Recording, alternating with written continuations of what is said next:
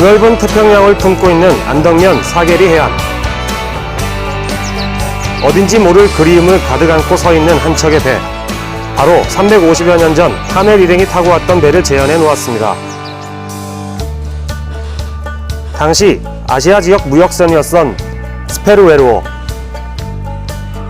스페르웨로어 안에는 하멜 일행이 생활했던 모습과 표류 당시의 상황을 그대로 재현해 놓고 있는데요. 폭풍을 만나 제주도에 닻을 내리게 되는 순간 암초에 좌초돼 제주에 표류하게 됩니다. 이런 상황은 후에 하멜이 남긴 표류기 속에 고스란히 기록되어 있는데요. 하멜 표류기에 기록된 상황 속으로 들어가 봅니다.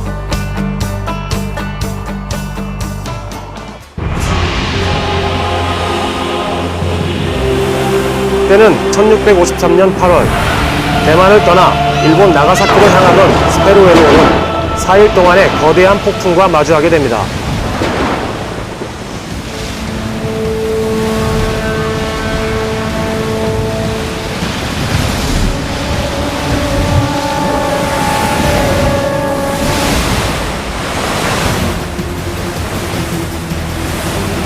당시 스페르웨로어에 타고 있던 선원은 모두 64명. 하지만 그중 28명은 폭풍과의 싸움에서 목숨을 잃고 맙니다.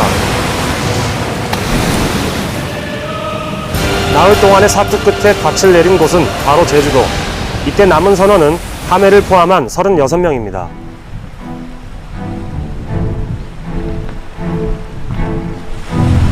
하멜 일행이 제주 해안에 도착한 것은 1653년 8월 16일.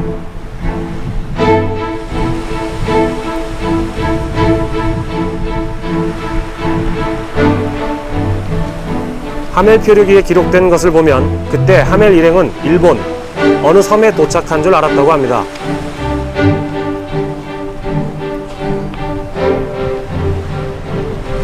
Pastel! 노렌반! Where are you? 표류 후 동료들을 찾아 헤매는 하멜. Where am I? 애타게 동료들을 찾는 하멜의 눈에 띈 것은 표류 당시 난파된 스페르웨로호에서 떠밀려온 포도주 한 병.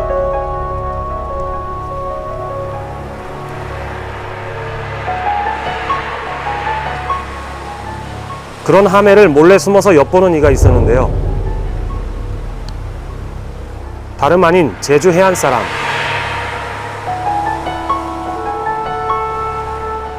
서양인을 처음 본 제주 사람은 그저 놀랍고 두렵기만 한데요. Hey, come on, over here! Wait, come here, help me! Come back! Come back, over here!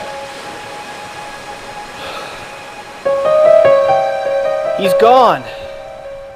제주인들의 경우는 사실 이제 서양인들의 표류가 흔한 일이 아니기 때문에 파란 눈을 갖고 있고 노란 머리, 다음에 이제 구렛나루를 기르기도 하고 짧게 길렀고 이제 콧수염까지도 있고 그러한 모습들이 사실 제주 사람들이 평소 봤던 그러한 모습은 아니었거든요.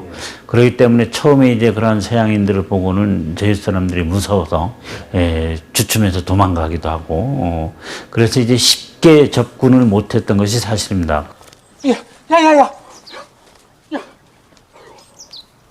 아이고 이거 무슨 일이 일어나자는 신고이.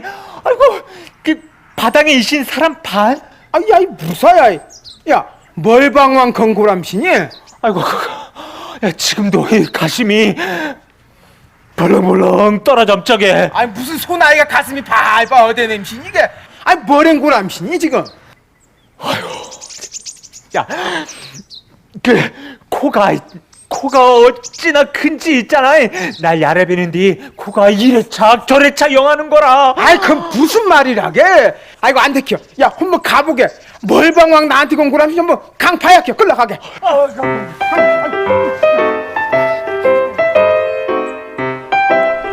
서양인을 본 적도 들어본 적도 없었던 당시로서는 말로 설명한다 해도 이해가 되지 않았겠죠. 결국 다시 한번 확인하러 간 두 사람. 아니 우리 그냥 구경하러 왔다. 구경. 몰라? 구경. 쟤 우리 애 나쁜 사람 아니우다야 아니. 엊그제 이 바당도 세고 절도 높은 게 많은 그때 탕원배 다 부서잡은 모양이야 이게. 걔난 제우산 모양이라 다행인 게 아니 저 우리 애 나쁜 사람 아니라 마시. 아이고 안 되켜 이거 관대강 고라삼치커다. 뭐행 고라는지 모르는 모양이야 이게. 첫 서양인의 표류 때문에 제주 사람들의 반응은 놀라울 수밖에 없었는데요. 그렇다면 하멜 일행은 어떻게 해서 표류하게 된 것일까요? 하멜의 표류 경로를 알아보기 위해 해류 전문가를 찾아갔습니다. 약간의 항해성이 조정한 수 있는데 동쪽을 타면은 이렇게 가서 이렇게 나가사키에 들어가게 돼 있습니다. 이렇게 대만 서쪽을 타면은 이렇게 가서 여기로 가서 여기서 이렇게 올라오죠. 여기 우리 제주 날리라고 하는데 여기서 우리나라에 오게 돼 있습니다. 여기. 하멜이 탔던 스페르웨로는 대만을 출발해 동중국해를 지나 일본 나가사키로 직항하려 했습니다. 대만 해협을 출발한다면은 아마 해류 방향은 자연스럽게 제주도로나 우리나라 남해안으로 들어오게 돼 있습니다. 근데 그 출발하자마자 태풍을 만났기 때문에 그 당시 태풍을 만났으면은 남동풍이 강하게 왔죠. 거기 남동풍이 강하게 오면은 아마 좀 더 중국 대륙 쪽으로 붙었을 겁니다. 그러면은 바로 우리 제주도로 들어오죠. 근데 거기서 도시나 키 같은 것이 망가지지 않았으면은 이제 항해를 했을 텐데 망가졌으니까 자연스럽게 해류를 타고 제주도에 왔을 겁니다.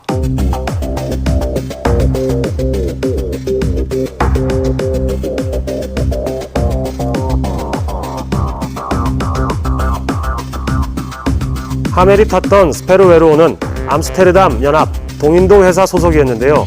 거기에서 하멜은 서기로 근무하고 있었습니다. 당시 동인도 회사는 아시아 무역을 주도했었는데요. 비단과 직물, 향신료를 싼 가격에 수입하고 그것을 다시 비싼 가격에 유럽에 팔았던 무역회사죠. 당시 하멜 일행은 무역품을 싣고 일본 나가사키로 향하던 중이었습니다.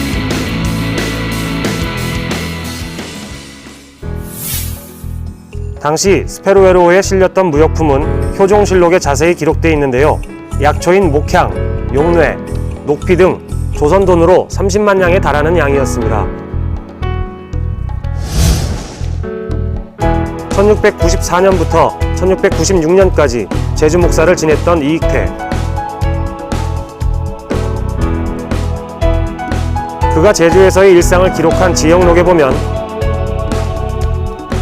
서양국 표현기라는 제목으로 하멜의 제주 표류 사실을 기록해 놓고 있습니다.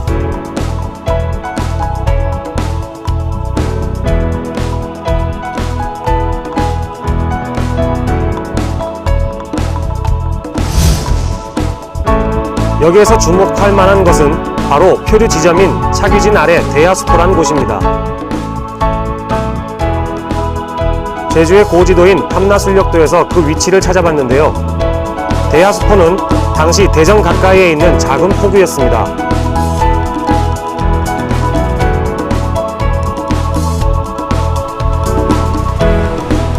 한경면 고산리, 수월봉 부근의 작은 어촌. 이곳이 바로 고지도 속 대야수포인데요. 큰 물이라고 불리는 이곳이 지역록에서 하멜이 표류했다는 그곳입니다.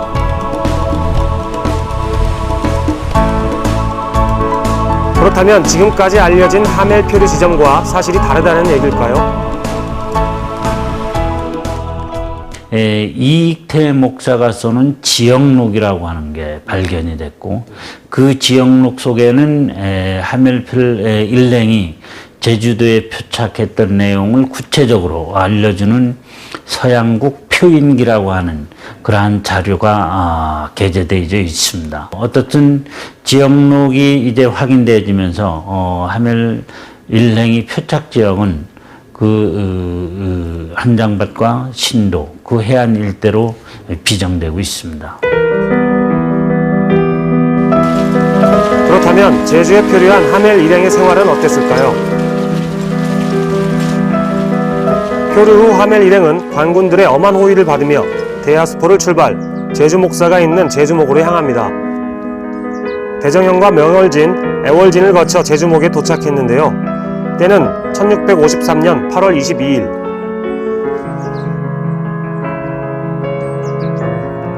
당시 제주 목사는 이원진.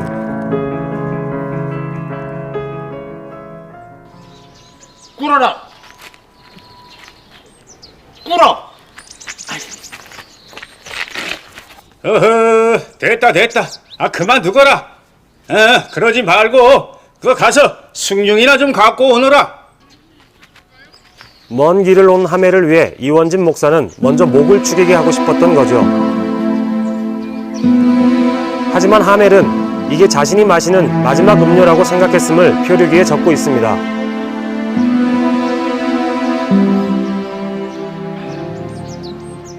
그래, 어디서 왔느냐?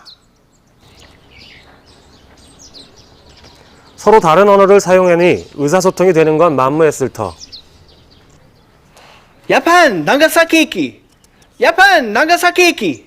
야빤 난가사케이키? 야빤 난가사케이키? 야빤. 오라! 왜 나라구먼? 이원진 목사는 이제 특히 동네 부사도 역임을 했고 그렇기 때문에 결국 이 외관에서 이제 일본과의 어떤 무역, 교역, 심지어는 그런 걸 통해서 이제 일본의 사정을 좀 어느 정도는 이제 이해를 하고 있었습니다. 그래서 이제 하멜 일행들이 약반이라고 하는 것도 이제 일본을 지칭하는 것으로 이제 이해를 하고 있었고, 다음에 이제 난가사키를 이제 나가사키로 이제 표현을 하고 있는 것도 이제 인식을 하고 있어서 어떻든 서양인이라고 하는 이러한 부분에 있어서는 인식을 하고 있었고, 그들과 비록 우리가 이제 송환 체제가 이루어지지는 않는 상황이었지만 인륜적, 인간적 입장에서 그들에 대해서 이제 대우를 해야 된다는 그러한 입장을 적극적으로 이제 주장을 했었죠.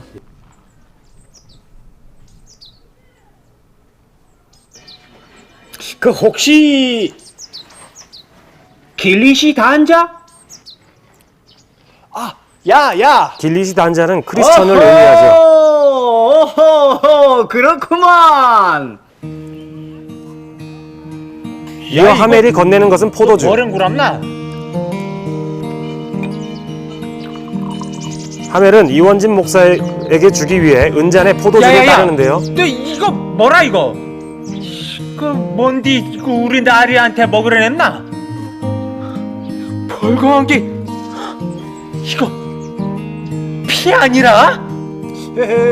가만히 있지 못하겠느냐? 왜 이렇게 소란을 피우는 게냐? 어서 그걸 가지고 이리 오너라. 서양 문물에 대해 익숙했던 이원진 목사는 하멜이 내민 게 음료일 거라는 걸 간파했던 거죠.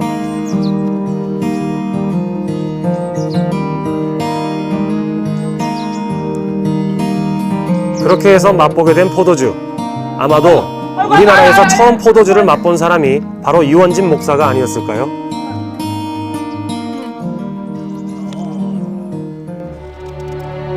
한편 하멜의 제주 표류 사실을 보고받은 효종. 당시 조선은 정묘오란과 병자오란 이후 전란수습은 물론 병기 개량을 위한 무기 개발에 주력하고 있던 때였는데요. 선진 외국의 무기 개발 등을 배우기 위해 서양인을 훈련 도감에 둘 정도였습니다. 효종은 그중 한 사람을 하멜 통역 요원으로 급파하기에 이릅니다. 안녕하신지요. 목사나리 하견입니다. 오셨습니까? 그렇지 않아도 이제나 저제나 하고 기다리고 있었소이다. 박연은 이미 26년 전 조선에 표류한 사람으로 과거까지 급제, 조선의 정식 무관이 됐습니다. 예, 사실 이 하멜 일행이 제주도에 표착되기 이전에 1627년에 제주에 처음 상륙했던 사람이 이 박연입니다. 그러니까 이 박연의 경우도 이제 네덜란드 이제 사람이죠. 근데 이제 본래 이름은 이제 벨테브레였습니다.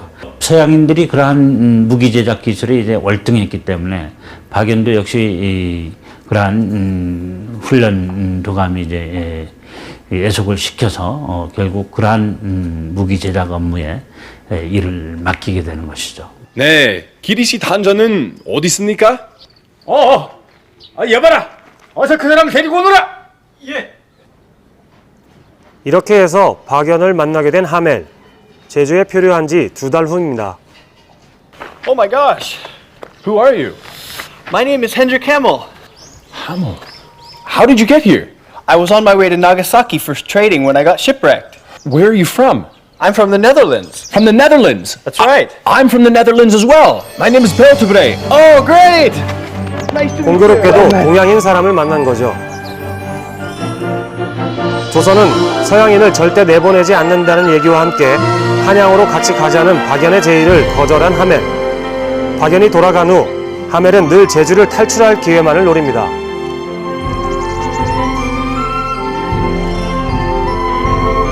이원진 목사의 임기가 끝나고 신임 목사가 부임하면서 하멜의 생활은 더욱 악화됐습니다. 입에 맞지 않는 음식과 낯선 곳에서의 생활, 그보다도 더욱 간절한 것은 고향으로 돌아가는 것이었겠죠.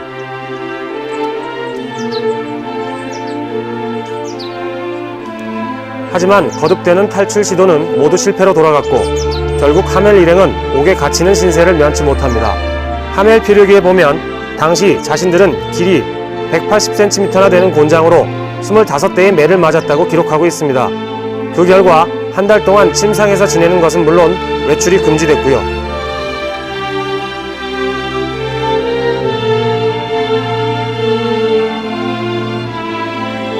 결국 1654년 6월 초 제주섬을 떠나 한양으로 압송됩니다. 한양으로 압송된 하멜 일행은 다시 1656년 전라병영으로 이송됐는데요. 그 이듬해인 1666년 9월 드디어 탈출에 성공해 일본 나가사키에 도착했고 1668년에는 네덜란드를 떠난 지 총 15년 만에 다시 고향 암스테르담에 도착하게 됩니다. 조선이 서양과 교류할 수 있었던 중간 지점에 결국 제주가 있었고 그리고 거기에 핵심적인 인물이 결국은 하멜이었다라고 하는 것이죠. 특히 우리 제주 사람들의 경우도 이제 오키나와라든가 또는 저쪽 베트남 지역까지 많이 표류했다가 이제 사실은 살고 돌아와서 그 지역의 다양한 정보들을 조선 정부에 이제 알려주는 매개적 역할을 사실 했습니다. 결국 이것은 어떤 정보의 전달자로서 상당히 중요한 의미를 갖고 있는 것이고 그것은 어떻게 보면 국가와 국가 간의 교역은 차단돼 있었지만 그러한 표류자들이 개인적 차원에서의 어떤 교류의 장이라고 하는 점에서 나름대로 이제 의미를 부여할 수 있을 것이고요.